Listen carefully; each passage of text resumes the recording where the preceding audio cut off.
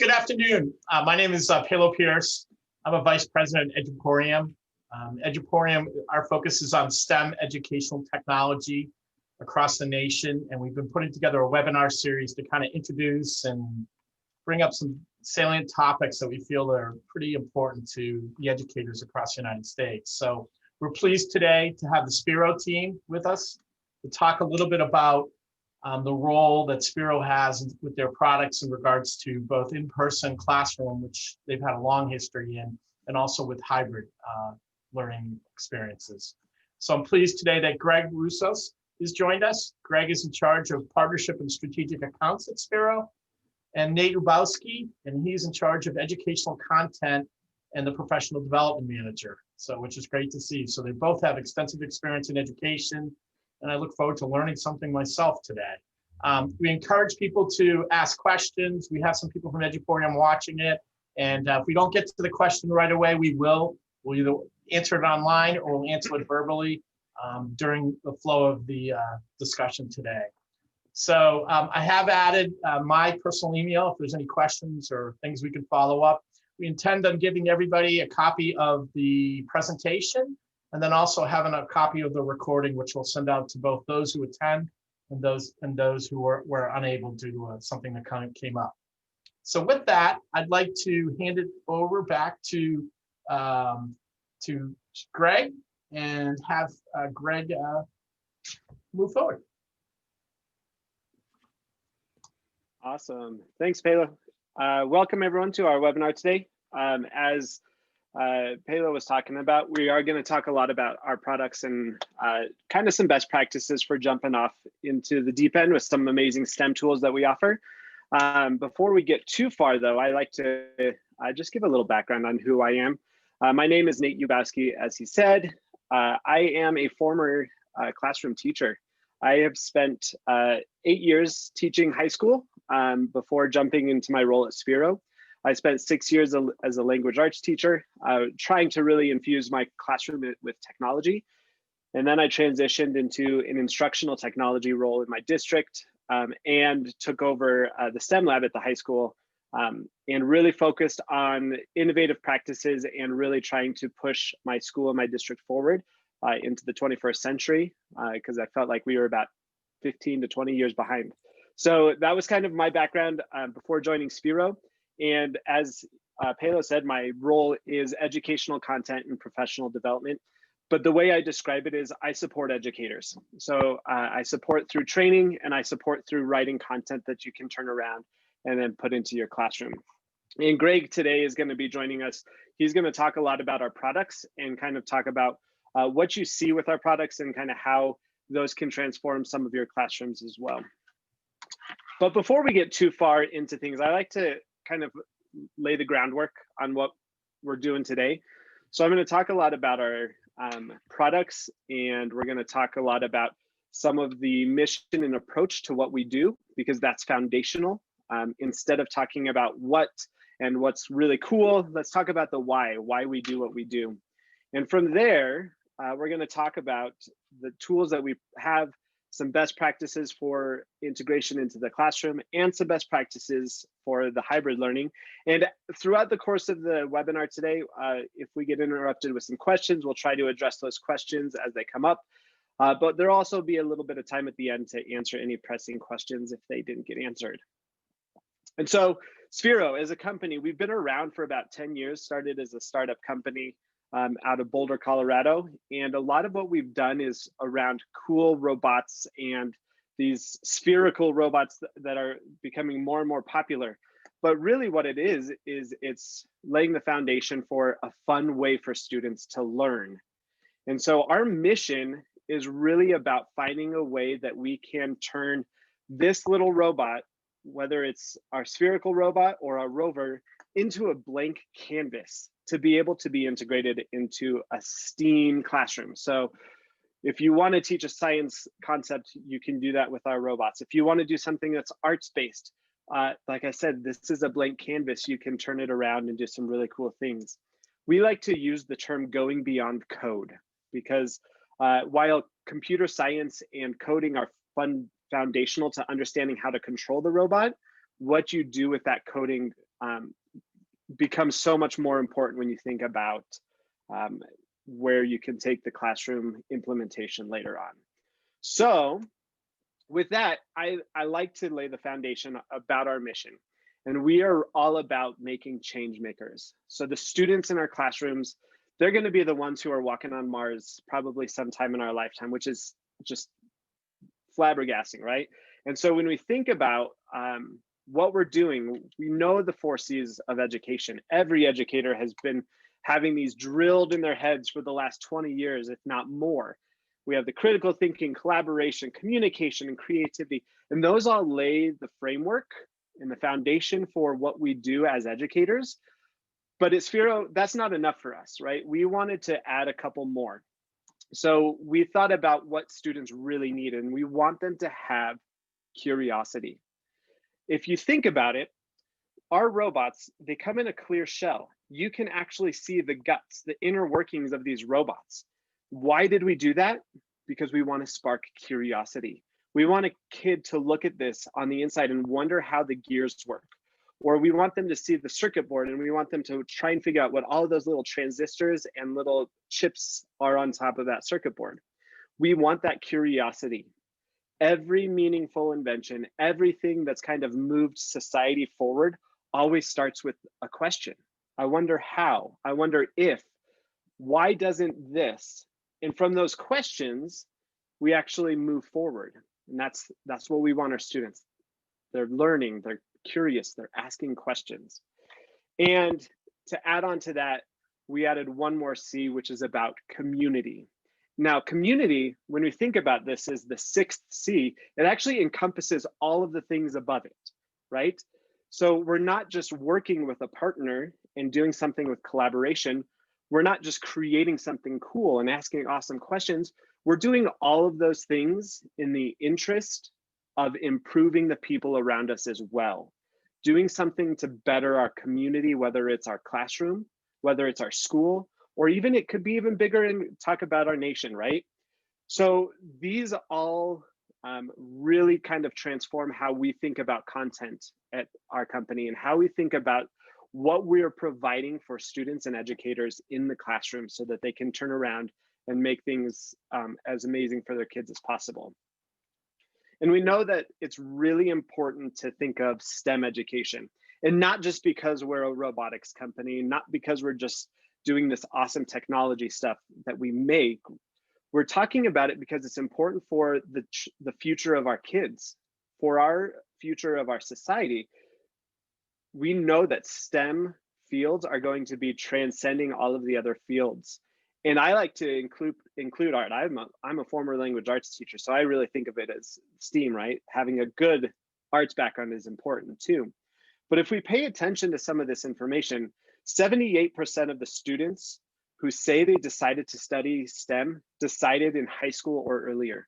That means K through 12, the classroom experiences is shaping what kids are choosing to do in college.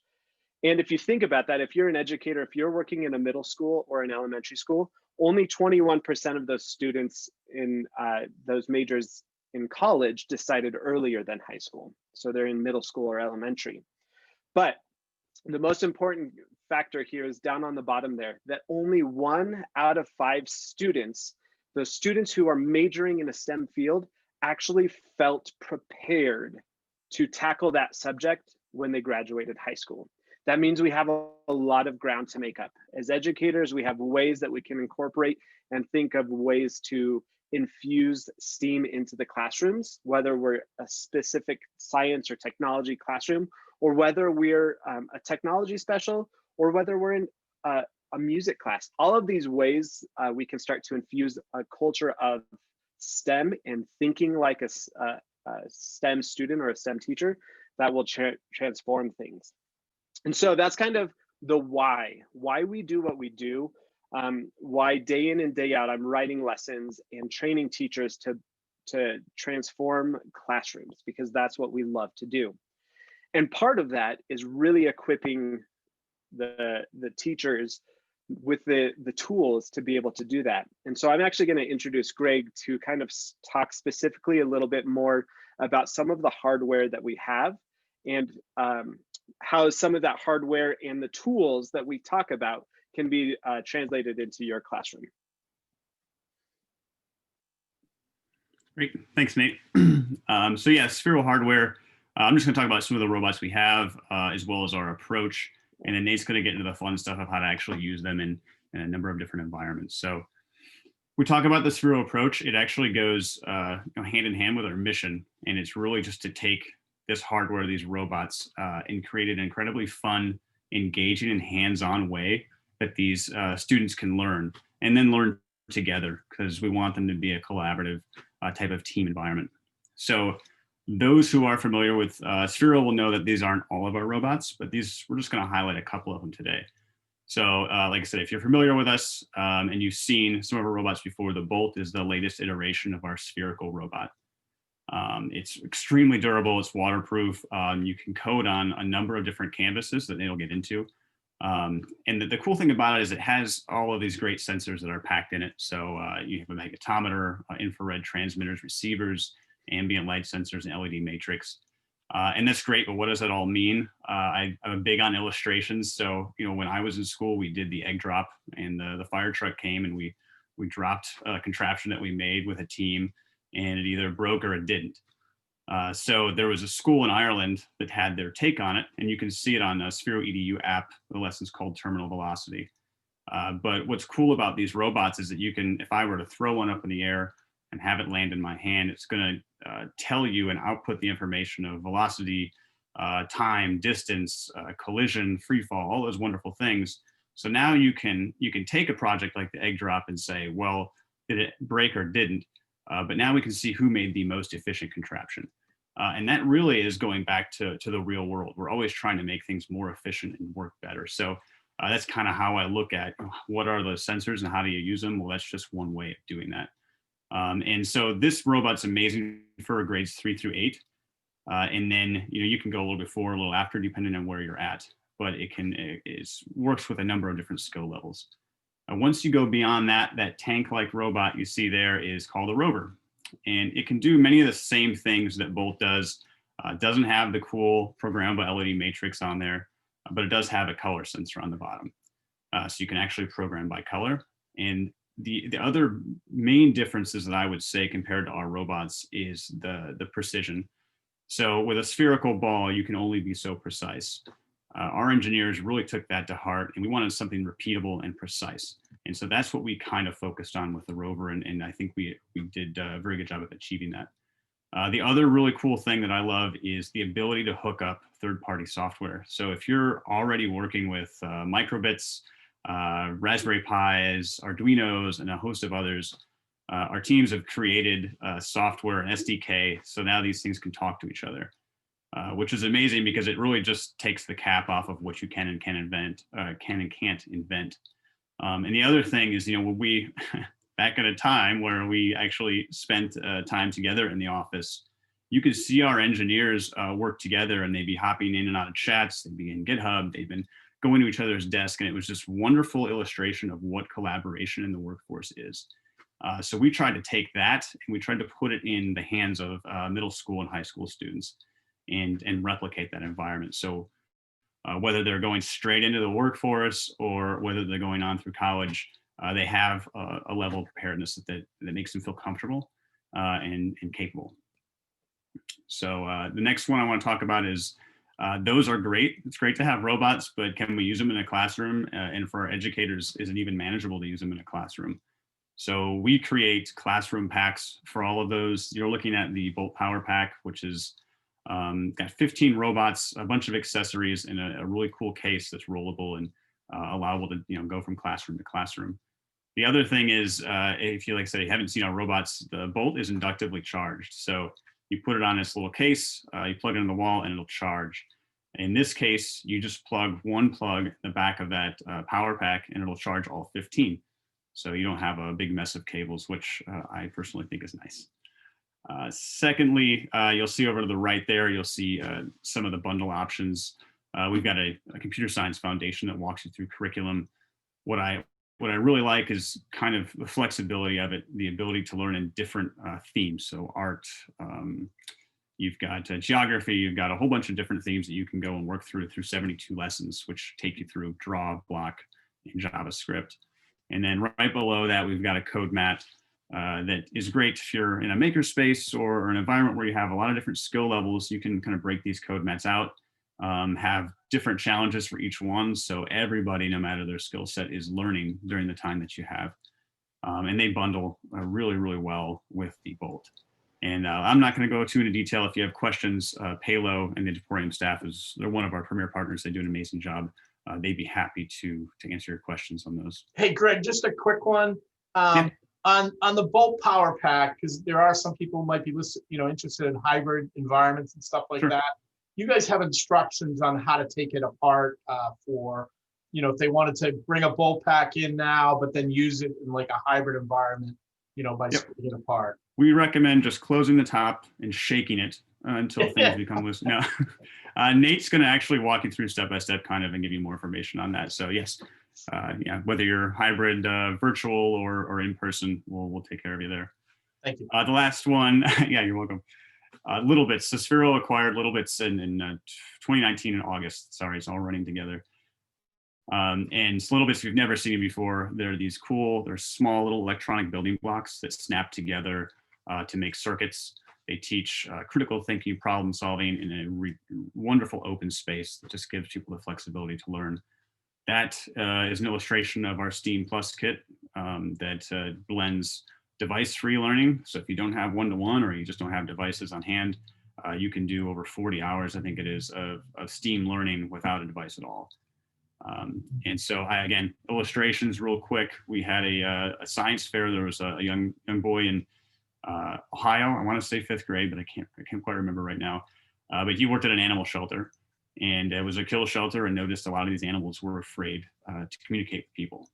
And so he took Little Bits, used a motion sensor so that when these animals went to eat or drink, it would play a sound through an MP3 player and a speaker to get them more relaxed around people, soothing human voices, soothing music. And over the months, the adoption rate actually skyrocketed. I can't remember the percentage. I think it was right around 30%. And that was amazing. I mean, it was a very practical way to use a instrument or equipment like this to make something practical. And beyond that, his parents and himself had actually applied for a patent and received one for the invention. So bringing it all home, it's about creating something that we can take on to that next level. So that's kind of an overview of the hardware. Now Nate gets to do the fun stuff and show you how to use it. Thanks, Greg. I love those kind of stories because it really grounds the work that we do.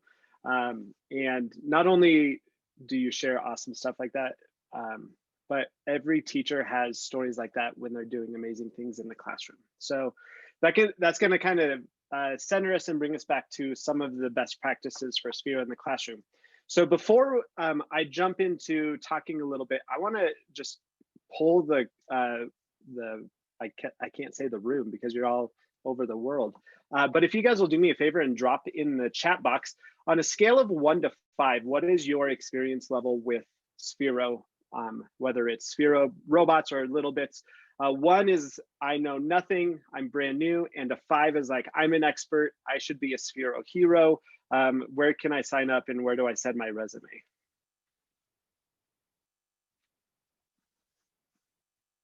And as those start rolling in, man, look at lots of people right in the middle range, 2 to 4. I love it.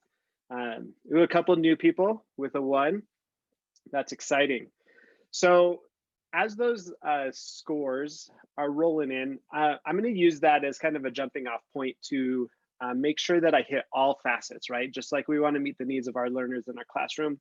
I want to make sure that those of you who are brand new understand where we're coming from. And for those of you that are experienced, I'm hoping that you'll have some useful tips and tricks to be able to walk away from here as well.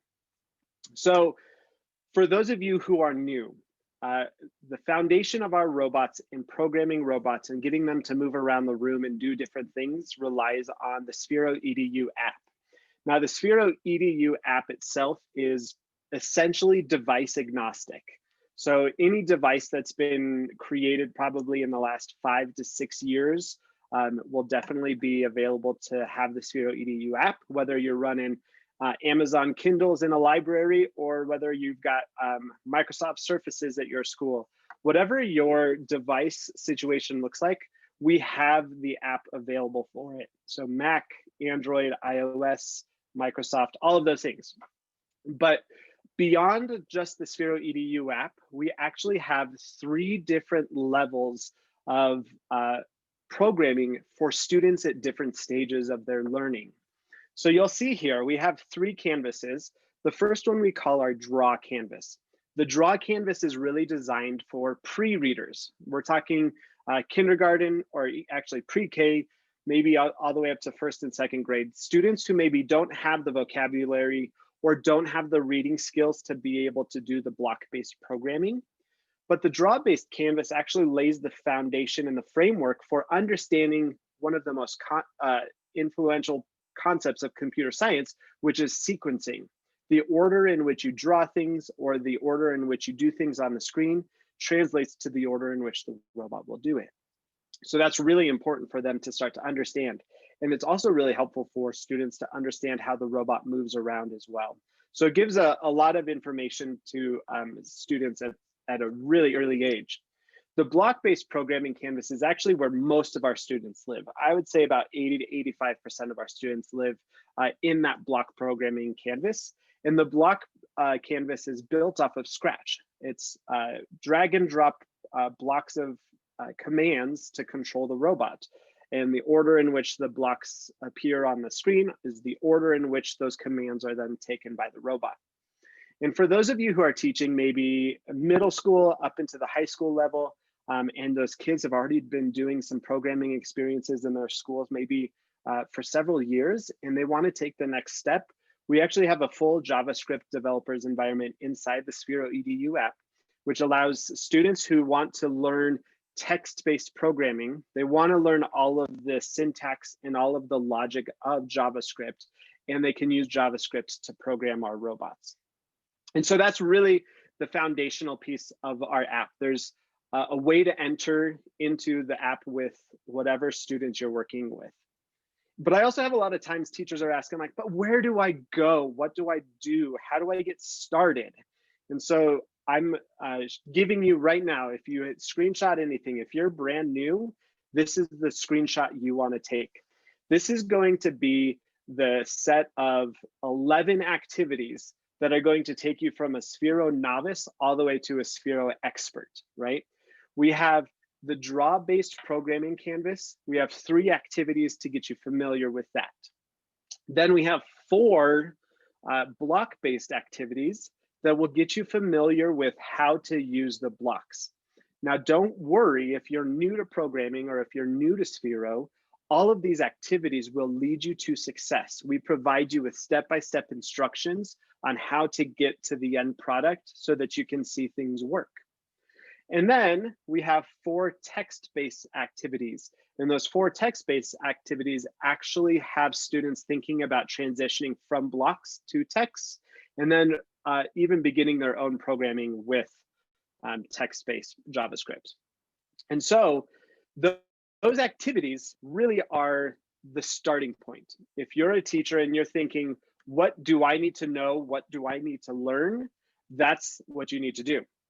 But if you just want to know where to start with students, the same activities are the best thing for you and your students. So have students jump into these activities as well.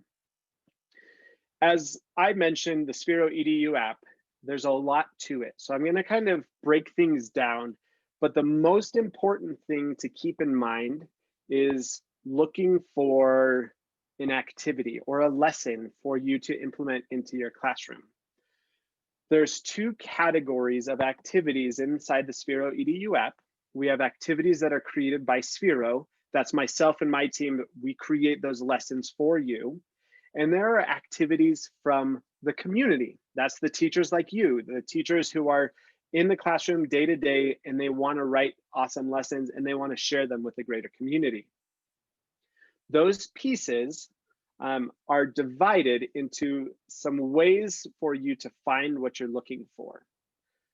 I'm going to go back one slide. One of the things you'll notice at the very top of those thumbnails on those images is actually a band of a skill level for students. So if they're just starting off, that says beginning block, and then it moves to advanced block or intermediate block. Those banners go across all of the activities that we've created for Sphero EDU that don't fall under any other category, like our Sphero Global Challenge or the Rover Little Bits Toppers. All of our activities that are just around programming robots fall under one of those categories. And those are all what you'll see activities by Sphero. But you'll notice right across the top of the bar there are some quick filters. These quick filters allow you to quickly select a grade range or a content that you want to search for activities for. So you can just click on, let's say, 3 to 5 if you're teaching 3rd through 5th graders, and then you can click on math, and that's going to give you activities that are tagged with math and fit with the grade range of 3 through 5. And then you can unselect those to reset back to the default view. This is really, really handy if you're just looking for something quick. But if you want to go to the next step, we actually have a filter. This works similarly, but you have more control over the filter when you click that filter icon in the Sphero Edu app. The filter icon allows you to search for activities based on robot type. It allows you to filter by the duration of a lesson, the grades that that lesson would be good for, and education standards. And so if you're an international user and you're, let's say, in Australia, we actually have a lot of Australia or New Zealand standards.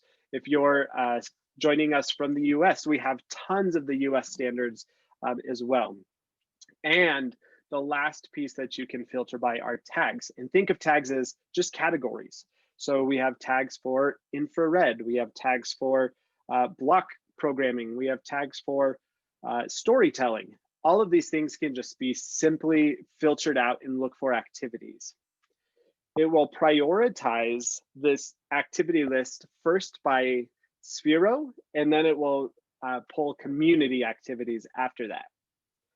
But let's say you're not finding exactly what you're looking for. There's a search icon there, which allows you to use your own search term to find activities. So it'll search the text of the activity to find what you're looking for. So maybe you want to try and teach algorithms. You could type in algorithm as part of your search term. Or maybe you want to teach circuits. Maybe there's a lesson for an AP physics class around circuits. You could search the activities for that as well. Now, all of the activities, they span kindergarten through 12th grade and above. They're designed for students to be able to find success in programming right away. It, not to say it won't challenge them, but it will give them the tools they need to succeed. If you get to activities that were created by the community, those activities are actually really good for people who are in the classroom, and you're going to find some amazing stuff there. So let's talk about some best practices. There's a few things that we like to share. One of them is all about taking care of the robot itself, and some of them are talking about how we do classroom management. So the first thing is you only need to charge the robots when you need them. So if you're going on a summer break, or if you're going to be gone for a few weeks, they're not going to be used. We have a deep sleep mode of our robots, which allows you to preserve the battery life. The battery life in a Bolt, for example, is a great battery, but it's just like a cell phone battery. So after a few years of just continual plugging it in, it will degrade it over time. But ways you can remedy that are let the battery charge all the way down and only charge when you need to use them. So don't just keep them on the charging cradle all the time. You also don't need to label the robots. We've developed a system for pairing robots quickly in your classroom. We actually like to employ the Harry Potter method. So if you're familiar with the man on the screen here, that's Ollivander in Harry Potter. And Ollivander tells Harry when Harry is looking for his wand, he said, "The wizard doesn't choose the wand chooses the wizard." And we do the exact same thing with our robots and what we promote for students to do as well. have students form a line when you have multiple robots in the classroom. A student will take his or her device and click connect a robot. When they click connect a robot, they'll select the top one on the list. And then they look at where the robots are. If you have a power pack, it's ideal. But if you have, let's say, a corner with like 6 or 8 robots, that works the same way. Just click the top robot. Whatever one lights up will become the robot that then is the one they choose, and it'll take it with them. It is a really quick way you can get through a whole class set of pairing robots in a matter of a minute or 2. So distance helps when pairing, so being close to those robots. And then we talk about classroom best practices. So we are huge believers in this model of collaboration and creativity and working together. And part of that is we actually recommend a 2 or 3 to 1 student to robot ratio. If you have enough robots for every student to work with by themselves and with their own device, you could do that. But you can also create activities and create lessons that they're going to work together. It sometimes just helps. One of the best practices in computer science education is pair programming, where you have one driver and you have one navigator.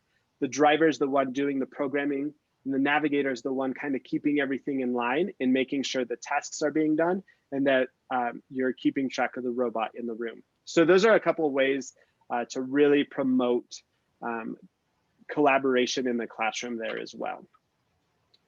Another thing that I recommend, if you're new to Sphero or if you have students who are new to Sphero products, give them time for play.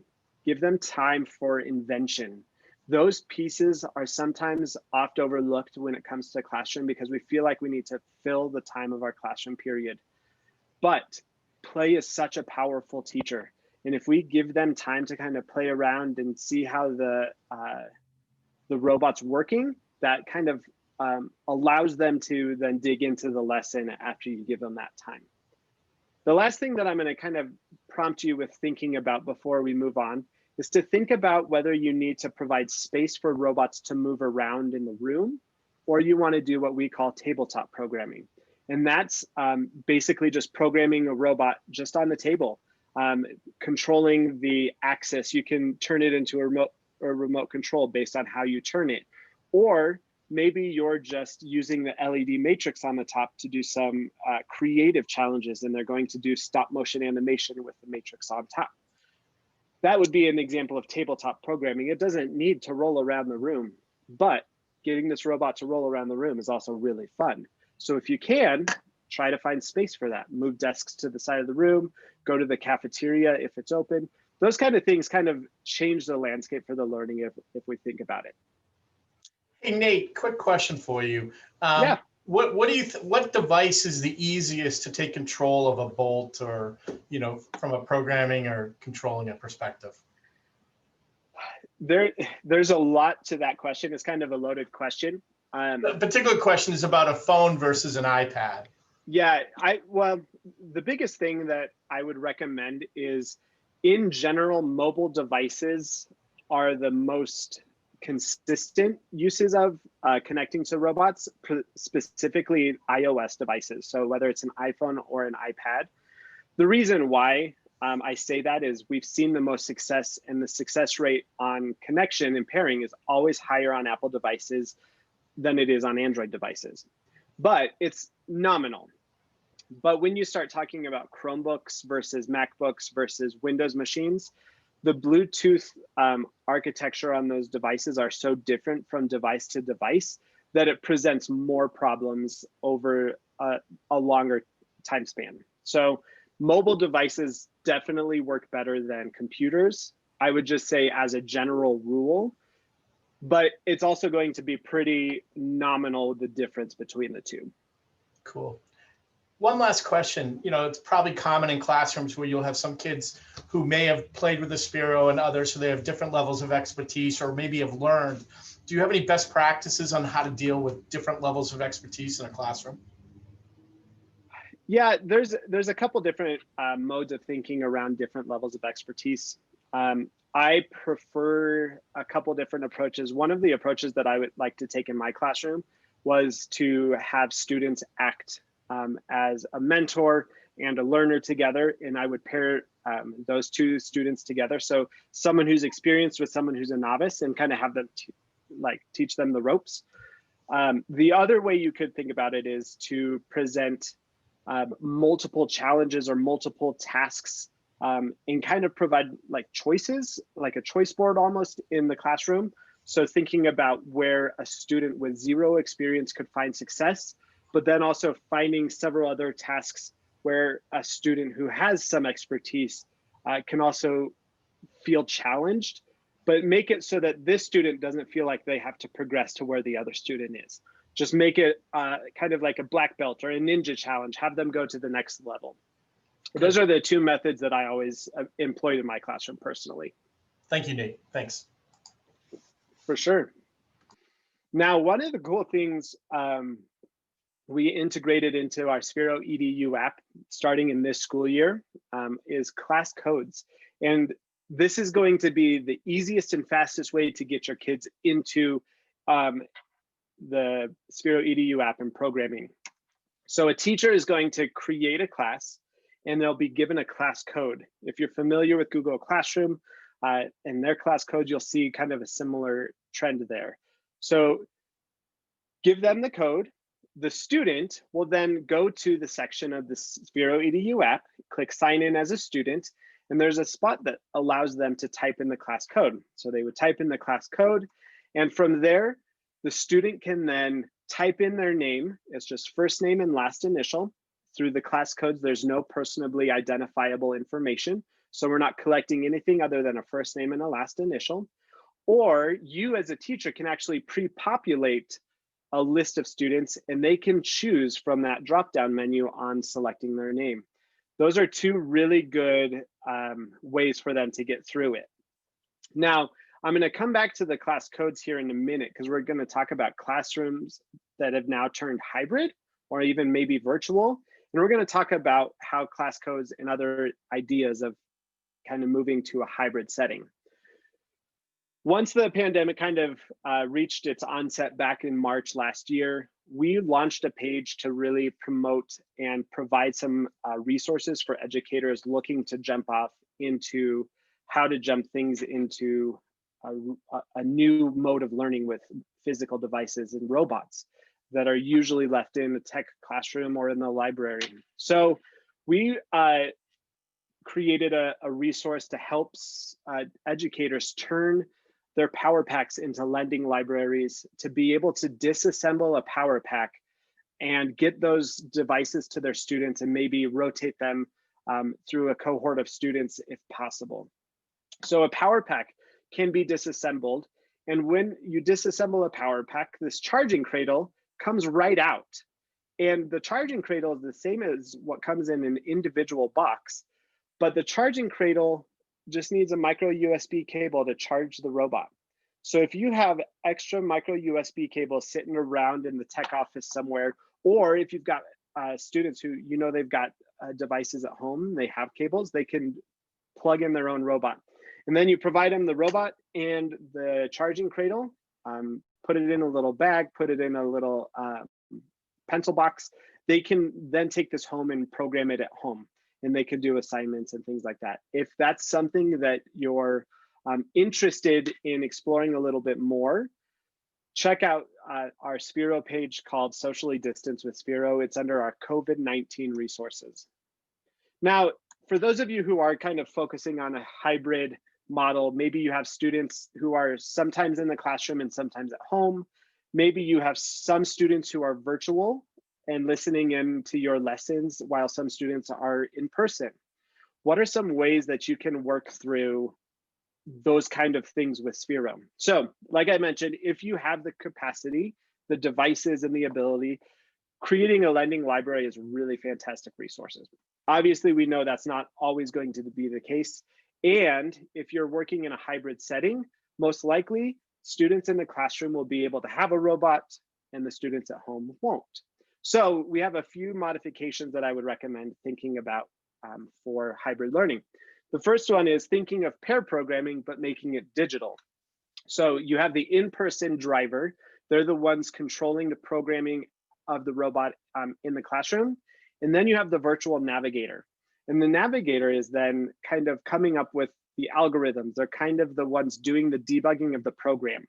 So a couple ways you could approach this is provide a basic, simple algorithm for students to understand. So on the screen here, I have this image of a maze. Most classrooms that I grew up in and that I taught in had the 12 inch by 12 inch tile floors.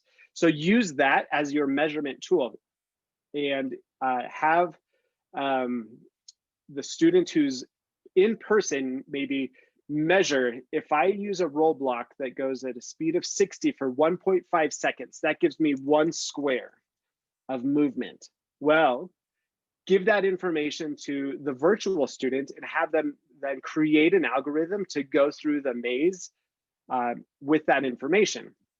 What they'll come to realize is that 1 square doesn't always translate to if you need to go 4 squares. You can't just 4x the information because you've got momentum, you've got acceleration and deceleration that you have to take into account. So it becomes this really cool project where they're collaborating virtually over how things work. The other thing that we've seen some teachers do is they actually create a maze or create an obstacle challenge, and they'll film it and then they'll send that to the students. And that's what this YouTube video is here. This is actually one of our Sphero heroes who did this at home. And his students then programmed what they thought the maze would be, and then he would film it and send it back to him, whether it was in Google Classroom or whether it was in Flipgrid. And they would watch the video and then they would adjust their code and debug it from there. And he did this over the course of about 2 weeks. So students had time to test things out, send him the code, and he would run it for them, send them back.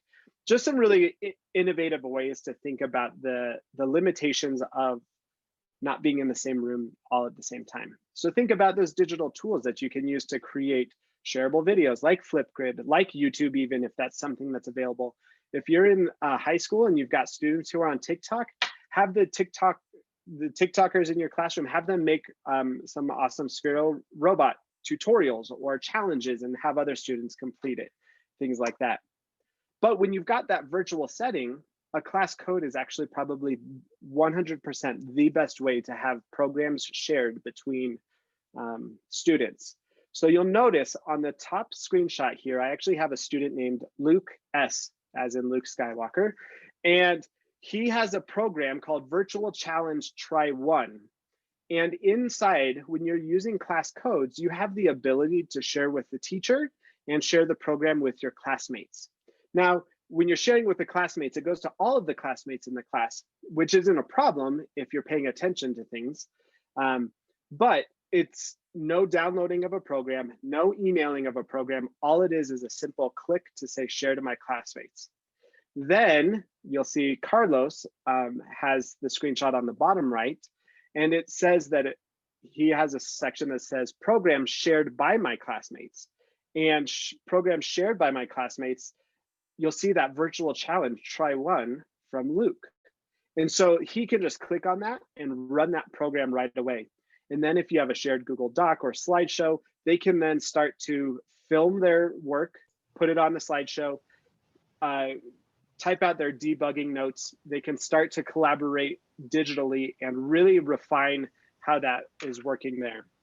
And I mean, that's just the beginning. Those are just some ideas. Most of the teachers I've seen have well become adverse or have overcome this adversity and come up with some amazing things.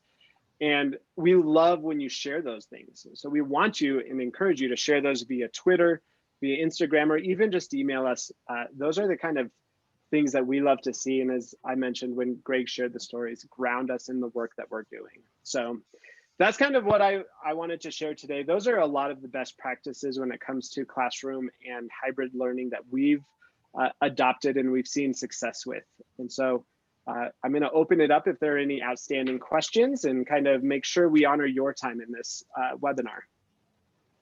Hey, Nate, one question did come up, and I think you kind of addressed it in the hybrid environment, but what about where, you know, they've got 8 robots in a classroom where the kids are in, and, you know, they're 6 feet up, you know, distancing, doing some distancing type stuff, and, you know, they've got 16 or 20 kids or something like that.